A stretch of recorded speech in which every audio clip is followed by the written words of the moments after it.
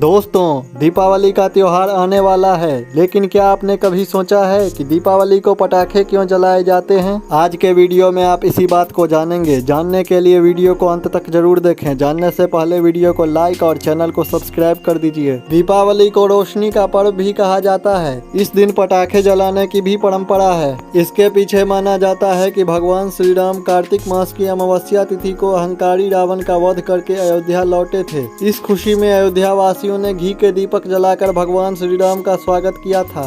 दीपावली पर आतिशबाजी यानी पटाखे जलाने की परंपरा अधिक पुरानी नहीं है। पुरातन काल में दीपावली पर दीपक जलाने की ही परंपरा थी। खुशी के मौके पर रोशनी करने और पटाखे जलाने की बात कही जाती है। इसके पीछे लोगों के अलग अलग मत हैं।